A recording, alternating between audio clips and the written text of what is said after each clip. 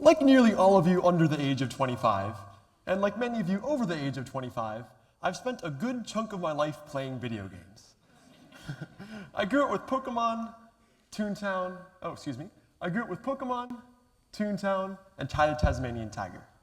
More recently, I've spent a lot of time playing games like Civilization, Super Smash Bros., and Minecraft. One night, about 2 years ago, I had my square one moment. I had just played, over the course of a weekend, a 19-hour game of Civilization. I built a thriving virtual...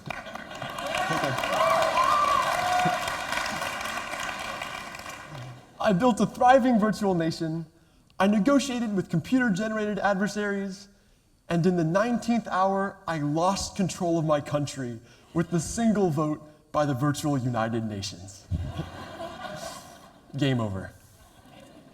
I was so frustrated, and for the first time, I was also filled with questions. What just happened? And where did my weekend go? Did the 19 hours of my life I just devoted to this game leave me better off in any way? Or was it purely entertainment, a diversion, nothing more than passing time? When I turn off a video game and step back into the real world, what comes with me? I also wondered, as an aspiring game designer myself, what is my responsibility to the player? What about Epic Frog, this game I created and posted online? If video games waste the player's time, then am I already complicit? Am I responsible for inflicting harm on the 22 people who've downloaded my game? All right. According to Pew Research, 97% of American teenagers, boys and girls, play video games. And a recent poll found that teen boys play an average of 18 hours a week. 18 hours of gaming a week for 52 weeks a year adds up to nearly 1,000 hours per player per year. You may be familiar with the 10,000-hour rule. Yeah. This rule claims that 10,000 hours purposefully devoted to one skill results in an extremely high level of ability. Think Bill Gates in programming and the Beatles in music. In the book Outliers, Malcolm Gladwell cites a study done on music students, which found that every violinist in the study who practiced 10,000 hours by the age of 20 had achieved the skill of a world-class soloist. That's what 10,000 hours can do. So, if a gamer is playing 1,000 hours of video games a year, he or she will spend 10,000 hours playing video games between, say, the ages of 15 and 25. Now, am I suggesting that you put down your controller and take up the violin? Of course not. But what about all that time? What happens when you spend 10,000 hours playing video games? Does the time you spend playing video games enrich your life or the lives of those around you? Here's one man's point of view. Almost 200 years ago, Thomas Jefferson wrote,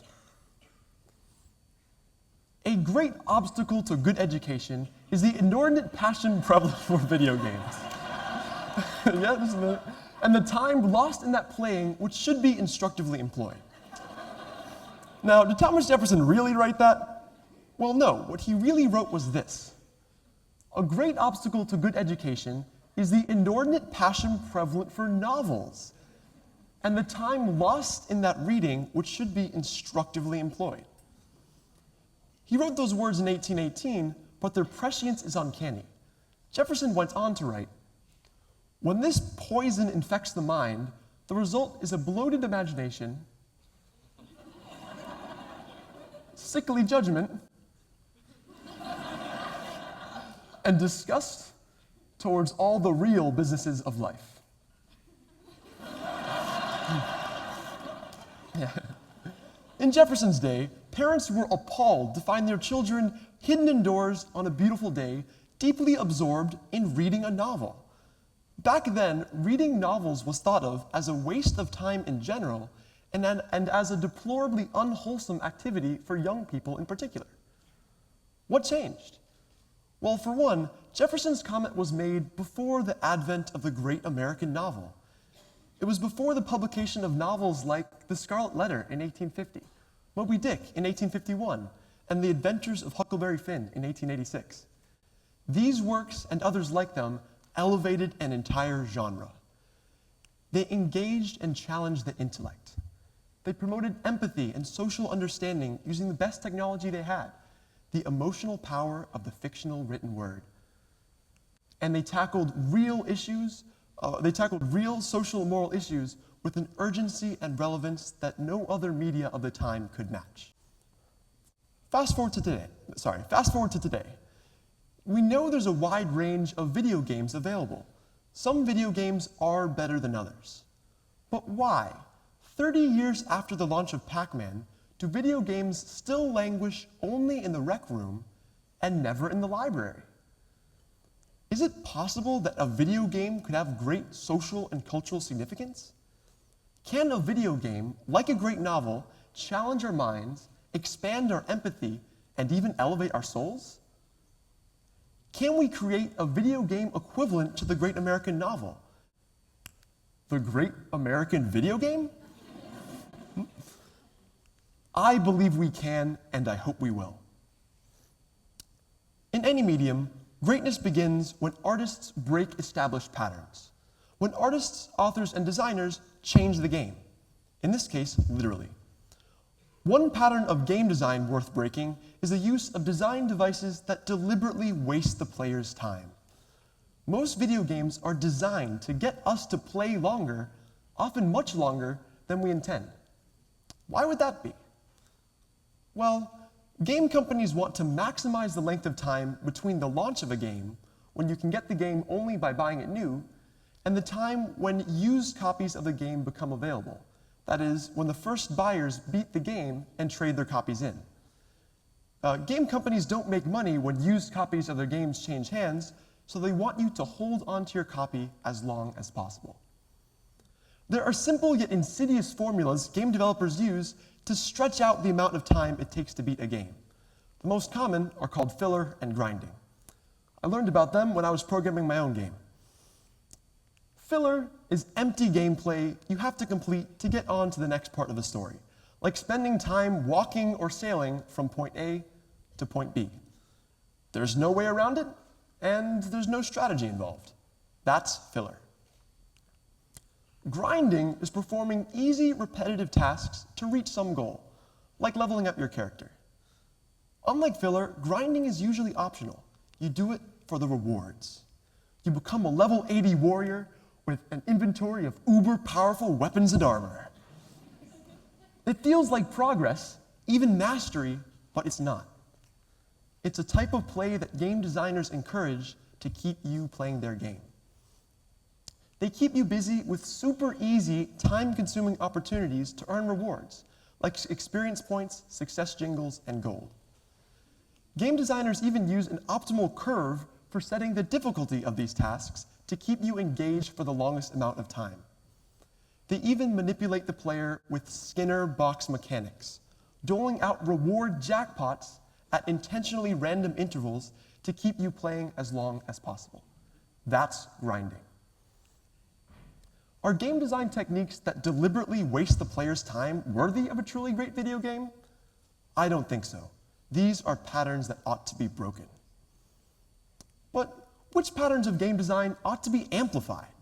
It's a question we gamers love to debate. Which video games are best and why? What makes a game great? Today, though, I'm not asking what makes a video game entertaining. I want to know what might make a video game significant. What would make a video game so important that it's assigned for homework? Instead of a list of required reading, wouldn't it be great to get a list of required gaming? Remember the qualities that elevated great novels? When you combine these qualities with the power of the gaming medium, the results can be amazing. Here are 3 amazing games. One of my personal heroes is game designer Jonathan Blow. He assumes that players have meaningful real lives, so he is committed to designing games that respect the player's time. In his game Braid, You manipulate the flow of time to solve a series of puzzles. It's intellectually challenging and beautifully crafted. Braid is also extremely unusual in that it's filler-free. Your character can die, but instead of having to go all the way back to the beginning of a level, you can freeze time and rewind to the exact point where you messed up. You don't have to replay sections you know how to beat in order to reach a new challenge. You rewind, fix your mistake, and move on. There's no grinding in Braid either. The only way to progress is to use your own insight and creativity to solve each puzzle. You can't level up your character's powers by grinding, so you have to level up yourself. You level up your own mind. Ultimately, that's the best part of Braid. It offers a substantial intellectual challenge without filler and grinding. Great novels often intimately connect the reader to a character living on the fringe of society, as a way of moving the reader to challenge social and moral assumptions. Video games have a unique power to make this connection even more vivid because you can literally play in the shoes of someone else. That's why I love the game Spent. In this game, you take on the role of a single parent who's unemployed, homeless, and down to her last $1,000. Your mission is just to make it through the month. You have few options, and you're forced to make all of them on an empty stomach. And when you make a hard choice, the inevitably unpleasant consequences of your decision unfold before your eyes. Here's one example. Your family pet is sick and won't get better without treatment. What do you want to do? Do you pay for treatment for $400? Do you have it put to sleep for $50? Or do you let your pet suffer? What would you choose? Is Spent a great American video game? I don't know for sure, but I hope more games, big budget games, will adopt the strategies of Spent. By playing in the shoes of someone else, we can experience the world differently and possibly come up with new solutions to some of society's most intractable problems. And I'd say, if video games are to elevate our souls, this is one of the most promising directions to take. Are there other ways video games can tackle real-world problems of great importance? Absolutely. And if you pursue that ambition using the power of a massively multiplayer online game, you get Foldit, a video game that's helping scientists cure HIV infection. The name Foldit refers to folding proteins. Proteins are molecule chains that do the work in our bodies, helping our cells grow and reproduce. Proteins do similar work in viruses. To target and shut down virus proteins like those in HIV, scientists need to know the most compact shape that a protein chain can take, known as its stable shape. Computers take forever to calculate stable shapes because, surprisingly, computers have pretty poor spatial intuition. Nothing near the spatial intuition we have. And that's where Foldit comes in. In Foldit, players are presented with colorful, snake-like 3D images of protein structures, and they're asked to click and drag, rotate, twist, and wiggle the proteins into their most compact form. It takes strategy and practice. Some people even call the game molecular chess. And once you've gotten good at it, you can compete online with players around the world. In fact, 1 year ago, Foldit gamers provided crucial insights to solving a stable shape of a protein necessary for the reproduction of HIV. These insights will help researchers identify ways to target and neutralize that protein with drugs. And in more recent news, just last week, Foldit was introduced for the Xbox Kinect. Yeah. So, what happens when you spend 10,000 hours playing video games? Well, if you play the right game, you might just win a Nobel Prize. Yes. This should be our quest, the great American video game.